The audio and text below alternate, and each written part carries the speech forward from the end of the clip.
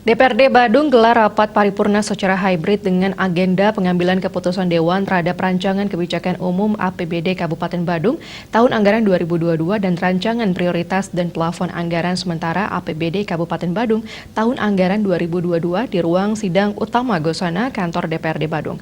Dalam rapat, DPRD Badung sepakati KUA dan PPAS yang lebih realistis, efektif, dan efisien.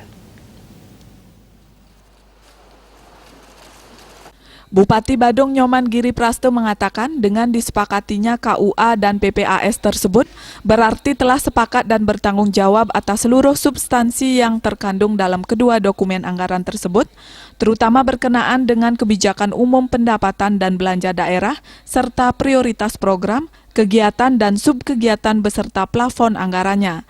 Ditambahkan dalam APBD Badung tahun 2022, pihaknya telah memasang BTT bantuan tak terduga yang cukup besar digunakan untuk penanganan pandemi, seperti pemberian insentif kepada tenaga kesehatan maupun pembentukan tim tracing, testing, dan treatment berbasis desa dan kelurahan dengan penyediaan tempat isoter. Kami berterima kasih, kita, pemerintah dan DPRD Kabupaten Badung telah menunaikan tugas kepada fungsi untuk KUA dan PPAS berkenaan dengan APBD Kabupaten Badung tahun 2022. Jadi tinggal sekarang kami selaku Bupati menginstruksikan kepada SKPD untuk membuat RKA SKPD untuk pelaksanaan kegiatan itu. Saya kira itu sudah berjalan dengan baik. Harapannya kepada SKPD nanti dengan bertanggung jawab dong. Kami meyakini karena SKPD kita sesuai tugas pokok dan fungsi tanpa komando pun sudah bekerja dan bergerak dengan baik dan selalu kita lakukan komunikasi. Ketua DPRD Putu Parwato mengatakan di tengah situasi pandemi saat ini, semua yang telah diputuskan dan diharapkan bisa membuat situasi Kabupaten Badung menjadi lebih baik ke depannya. Program-program apa yang dibuat oleh pemerintah Kabupaten Badung di 2022 itu sudah jelas, ya, sudah jelas terurai di sana bahwa dengan anggaran 2,9 itu maka operasional itu harus tertutupi.